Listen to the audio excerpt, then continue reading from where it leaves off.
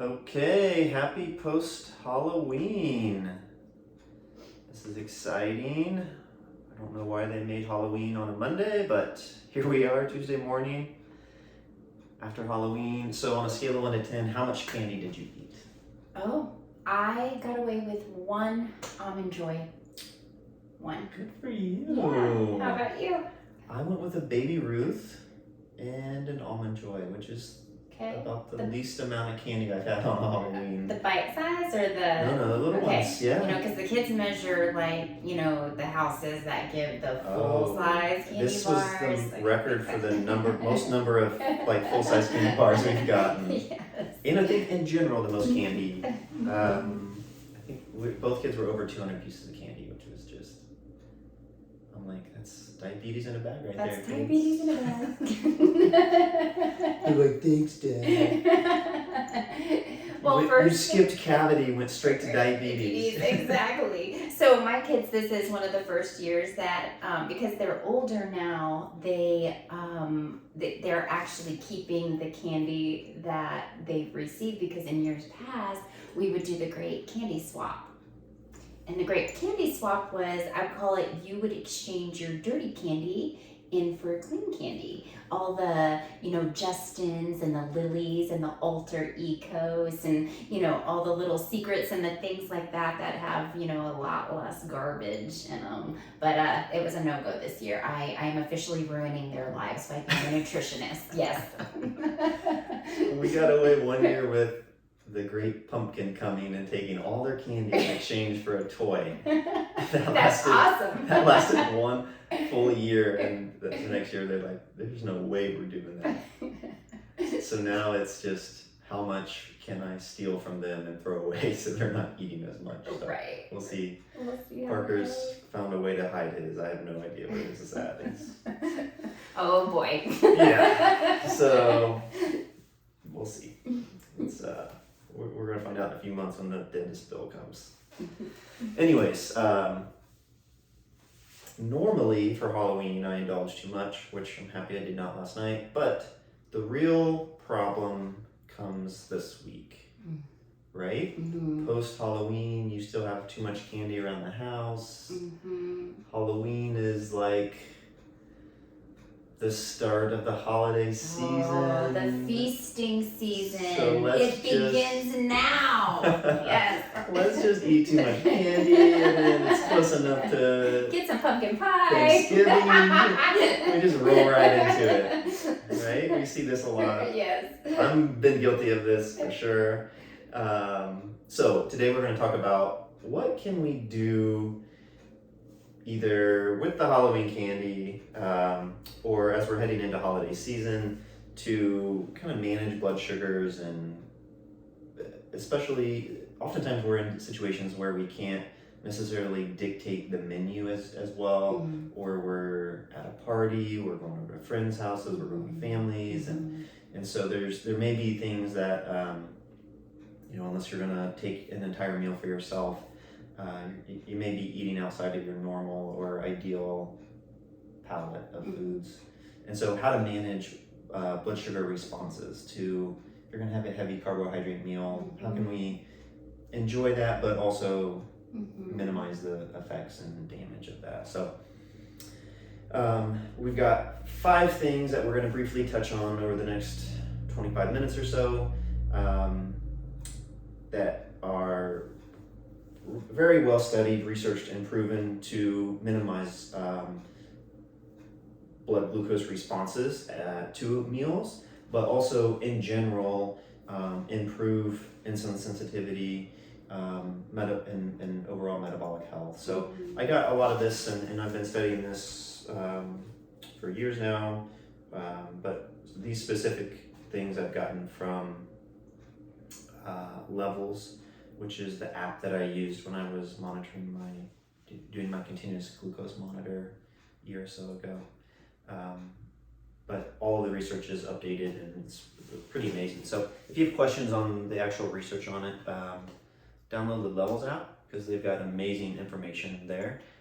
Or also reach out, and I'm happy to point you in that direction and share the results of these studies. So the number one maybe not the number one thing, but the first thing we're going to talk about today is fiber.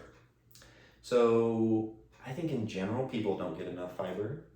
I think it's one of those things like magnesium, like everyone's a little deficient in fiber. I think I think the issue is fiber is too vague of a term. You know, the doctors are just like, get more fiber. Right. No one has any idea what fiber means or how many variations of fiber, you know, soluble fiber, insoluble fiber, you know, what is all that? Dig into that because Soluble versus insoluble fiber. Some soluble fibers will slow transit down. Insoluble fibers will speed transit up, or vice versa, actually. Transit meaning bowel movements. Meaning bowel movements. Okay. Some things slow things down. Some things you say the nice thing. I don't know what transit means. Some things create bulk. Some things the body can't digest, like psyllium husk. So it actually just sits in the system. Body can't digest it. It facilitates some bulk. It helps with composting to actually move things out and about and around. But yeah, there's a little look-see into that. I did not know that. Yeah. So what's your best go-to fiber sources? It depends on what your body can handle. Some people, again, all biochemically individual, some people can't actually do the whole psyllium husk thing, just allowing things to sit, rather than something like pea hole fiber, which is something that the body can more easily identify as. So you have everything from the whole kind of detoxifier, which has like a pea hole versus or flaxseed, right? Okay, things like that too, that can provide that same response. It just kind of, that was a terrible answer, but let's break it down. So it really depends on who you are. Yeah. So let's talk foods first. So we're talking chia, flaxseed, nuts in general. Start there first. Always start with food first. Okay. And then beans. Those are like the big four, right? They are. I don't want to put you on the spot, but do you know if like their black beans are better than pinto beans or better than garbanzo beans? I don't, and honestly, my honest answer, that is a very mixed bag response, because while beans have fiber in them, all beans, all legumes, are all what we call a carb dense protein. So if we're actually trying to talk about blood sugar balancing, this is actually going to come into play. This would not be my go-to fiber source. If I was trying to actually manage blood sugar or balance blood sugar, because when the body looks at it on the outside, you look at the contents and it looks like it has a decent amount of protein and a decent amount of fiber, but when you eat beans on their own, it's actually going to evoke an insulin response because it's a carb dense protein. Plus they have a high inflammatory response for a lot of people. They do. Right? So they are high in lectins and phytate inhibitors, which is fun. Well, it's fun to say phytate inhibitors. So stick to maybe chia and flax. Yes. Okay. And then supplement wise, like I know Standard Process has whole food fiber. That's right. So then you're talking about apple pectin, again, something the body can recognize. Something he recommended. So he was a surgeon who only did hernias, and his biggest advice every time was like whole food, like what's the cereal, like Fiber One. Oh, like Fiber One. Okay. Like bran. Like bran. Now we're talking about bran. Yes. Yeah. Okay. It was just like eatable bran every day. You know, and he was very specific on like the number of cups to eat, and I mean, in general, he was just like, people just need more fiber, and that, essentially, his argument was, cereal is something pretty much everyone was willing to eat, and so, it may not be the healthiest, but at least they're getting fiber, which he considered more important than, eating a healthy form of fiber. That's so great. It was interesting. I wouldn't recommend Special K or brand. No, especially first thing in the morning. And you know what, that brings me to a whole other conversation as we are talking about blood sugar balancing. when we're talking about breakfast and breaking your fast, did you know that the first thing you eat in the morning actually sets the trend to the way that your blood sugar will flow through the entire day? I believe that. So what you eat first thing in the morning after actually breaking fast, is actually going to be really important to the way that your insulin levels are going to flow through the entire day. You're going to set the pace at that meal. So actually making that meal higher in protein and higher in healthy fats is a really good way to start. So when you're looking at all that candy you have, I would suggest that, a couple pieces at breakfast is probably not the way to go, especially for those kiddos. You might want to start with a high protein, high fat breakfast. Got it. Which brings up our next point, which is increasing fat and protein before a carbohydrate dense meal. Mm-hmm. So I think the Italians have it right? Because they do the charcuterie Antipasta. board. So before Yes. these charcuterie boards, the real charcuterie boards always belonged to the Italians, and we called it the antipasta platter. Yes. So you would have your cheeses and your meats and your olives, fats. So think of that. You've got your healthy fats in your cheeses, healthy fats in your olives, your fats and your proteins, your meats. You had all the different types of salamis and all those yummy things. But yeah. We've got it right. Yeah. So those 20 to 30 minutes before a carbohydrate dense meal, so your pasta, Correct. significantly blunts the effects of pasta. 100%. Add a little vino to that, and you've got yourself a good way to manage blood sugars. Because when you drink alcohol, blood sugars are also. Well, isn't there vinegar? I know there was.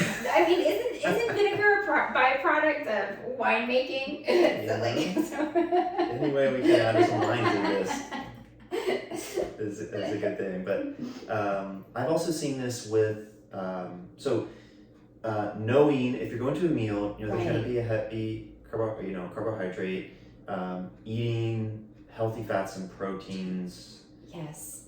Either first part of the meal. That's right. Or if let's say you're at a family event, eat the cheese and yes. meat tray exactly before you go into your heavy meal. Yes. 20-30 minutes. Just don't load it up with crackers and that's all right. the jams. Yes, exactly. If you want me to give you a picture of what this looks like, I always say, let's pretend, for simplification, that we only have two hormones in our body, and one is insulin and one is glucagon. Glucagon is deployed through the liver and is a releasing hormone. Insulin is a storage hormone. We need insulin, right? Because insulin actually is responsible for shuttling all the nutrients to where it needs to be. But too much insulin in the body is going to shuttle it right into the fat cells, but that's a whole nother story. So what happens is when you eat something, your body has to make an informed decision on what to do with that food once you start chewing it. It's going to initiate either an insulin response or a glucagon response. These two hormones cannot run parallel in the system at the same time. When one is off, the other one's on. And again, for reasons of simplification, there's a lot of other things going on in there that I just can't describe right now.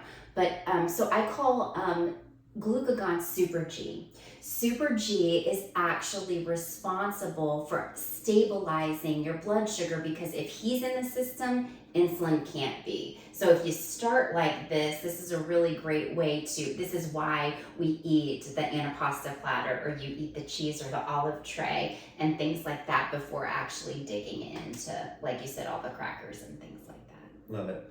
I've also noticed with specific meals, when I was wearing my glucose monitor, I think I've shared this on the podcast before, but meal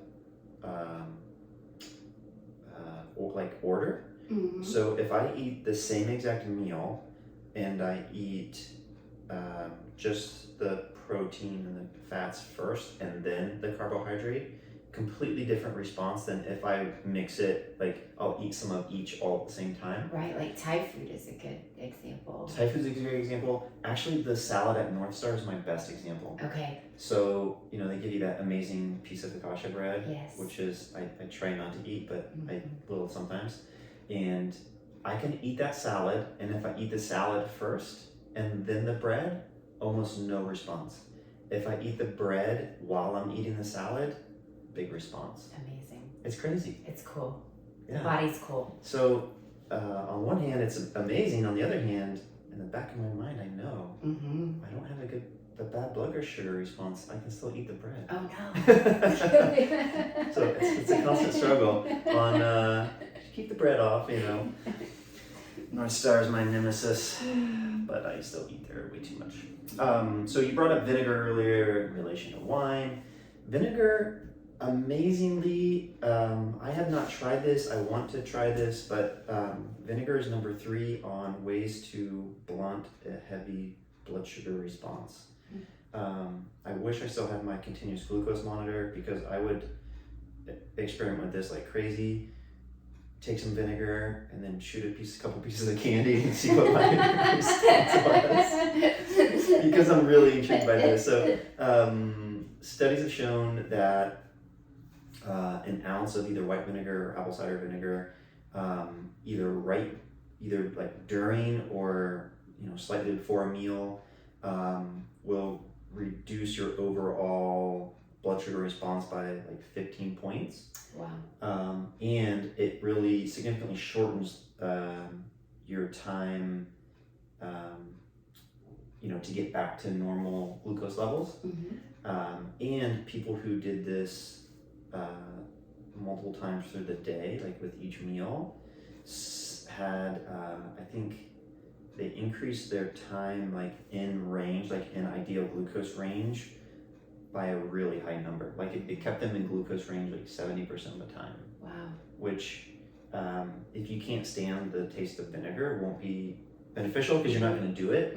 But it's a way for people that, it's not an excuse to go eat garbage, but if you're kind of that borderline person who, is trying to make some healthy changes and you can really feel the effects. If you're really in tune to your body and you can really feel the effects of carb overload or sugar overload, this is a really great way to kind of bring yourself back in balance. Yeah. So I'm intrigued by this. I'm going to start playing around with vinegar. I think the next one though is exercise. I think if you only did this, I think it would be as beneficial, or it would be more beneficial than doing the rest of these. Right. Yes, 100%. Just because of the data's out there for sure, but overall metabolic health factors and the benefits of exercise and blunting and managing blood sugar is off the charts. I think how you do it though makes a really big difference. So there's a couple different things that people talk about. One is, in general, how much exercise should you be getting? And the groups that have the healthiest blood sugar responses and have managed that are getting 30 minutes of exercise like 5 times a week. Wow. Now, that looks, that can look very different. They've compared people who get 30 minutes before a meal, 30 minutes after a meal, and then 30 minutes spread through the day.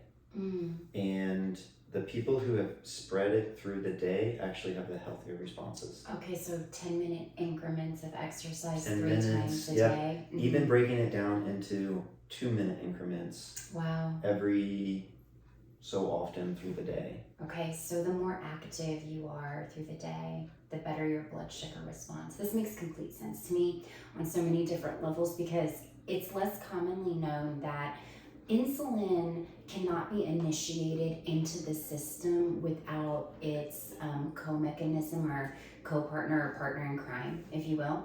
And that partner in crime is cortisol.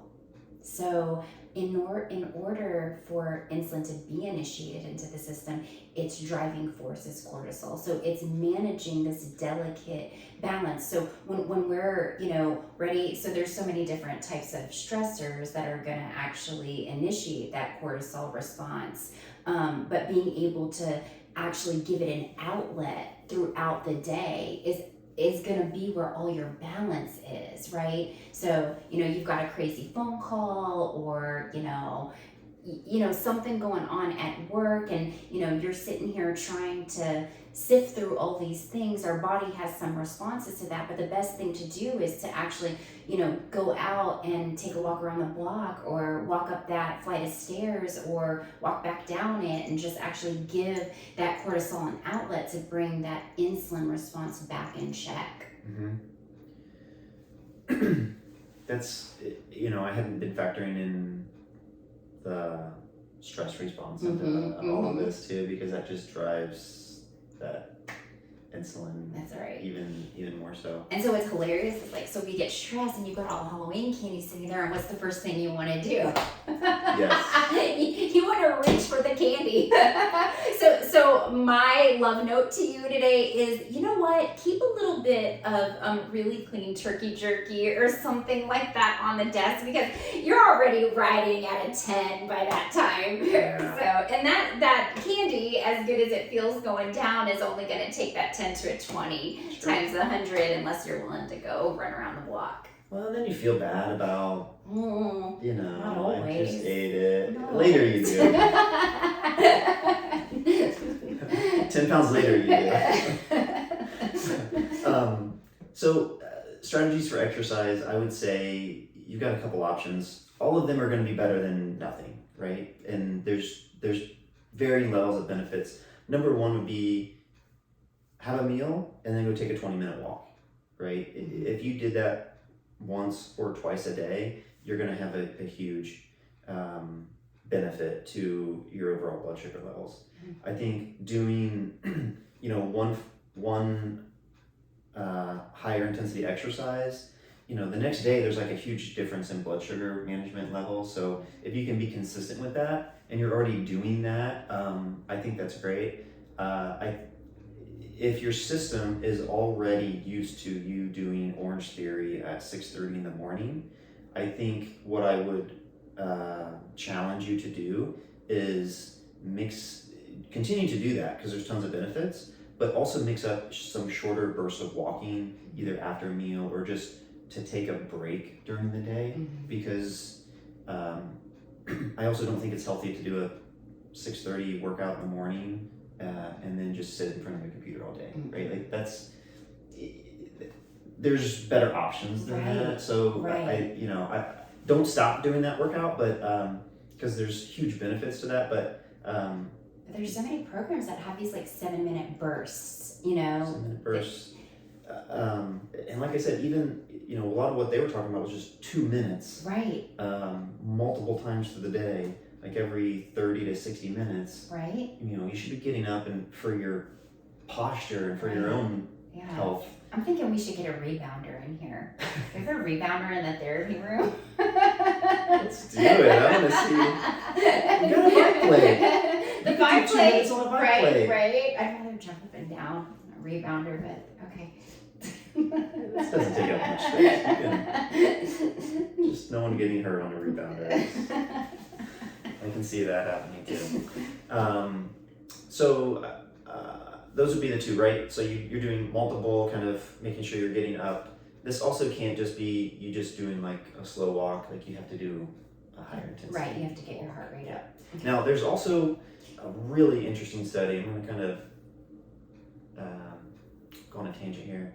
I was listening to a podcast last week, and this study has made a ton of headlines because it's just really weird.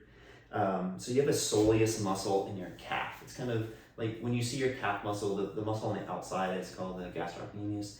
The muscle deeper underneath that muscle is called the soleus.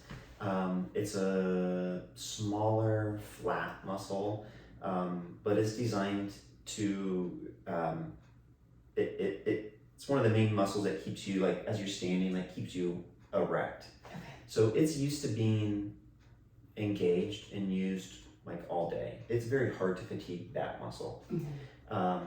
So these researchers, they took people and they had people literally just bringing their heels up, engaging that soleus muscle Okay. for a number of hours through the day. Mm-hmm. And then they had people, they gave them two sets of people and a huge variety of people. Same exact meals, and the group that just, like, raised their heels up, like, for a lot of amount of time through the day, huge, like 50% difference in blood sugar response. Wow. To these meals. Wow. Just by lifting your heels and raising your heels off the ground. That's great. So I think, what's a little prohibitive is if you have a desk job, like, that works really well. Mm-hmm. If you can remember to, like, Mm-hmm. keep doing that through the day. Mm-hmm. It's not going to work for me because I'm walking around through the day anyways. Right. But just a weird study, just a strange. That's neat, right? So, It gives us something. it gives you, for those, like, little pedal things that you have under your Yes, desk, like, it yes. actually makes sense on, that could be something that works. So, again, just a weird, who thinks of those things? Somebody there? brilliantly, right? Evidently. Next thing, so you brought up how the first meal of the day Mm-hmm. sets the tone for the rest of the day. Mm-hmm. When I was monitoring my glucose, my blood sugars, how I slept actually set the biggest tone for the day. Mm-hmm. So if I did not get either enough sleep or I got a poor quality of sleep, my overall blood sugar was 10 points higher, just baseline through the day, Mm-hmm. which was amazing. So sleep is another factor, and we've done a whole other podcast on this, so we're not going to dig into it super deep, but sleep plays a huge role in overall effects of that. So it's not going to make as big of a difference of, if you still have a huge amount of candy through the day, like, you're going to have a huge blood sugar response to that. All the sleep in the world is not going to minimize, like, that effect. Mm-hmm. But baseline through the day, sleep plays a huge role in that. So, so basically, number one, making sure you're getting enough sleep is probably, I would say, priority number one. 5 or 6 hours really is not enough for people. I was super guilty of this, and then when I wore that monitor, I need a minimum 7 hours to be, like, actually functioning well. So I would say, number one, make sure you're getting quality sleep. Number two, make sure your room is dark. I sleep with an eye mask. I can't not sleep with an eye mask now. But making sure there's, like, not all this light pollution in your room, because it messes with your circadian rhythm a lot. And then making sure you're sleeping in a cool room. Those would be my top three. What about people who are trying to get to sleep a little bit better? What do you recommend? So definitely actually having a sleep protocol for yourself, like a getting to sleep, making sure that you're, you don't want to actually, and guilty of this, you don't want to drift off to sleep watching TV. You actually want to take care to shut the screen down, shut the screen off, close the computer. Be careful how far or how close your phone is actually to your ear, because there's a lot of electromagnetic chaos that can actually interfere with your sleep rhythms also. Like you said, keep the room nice and dark and cool, but leading up to that, it's really important to just take some care in getting yourself to that place of winding down, right? A little bit of lavender oil, if you're one of those who needs a hot shower, before you get in bed, and then turning all the lights down and making sure, there's nothing there. Me, I personally, I need sound.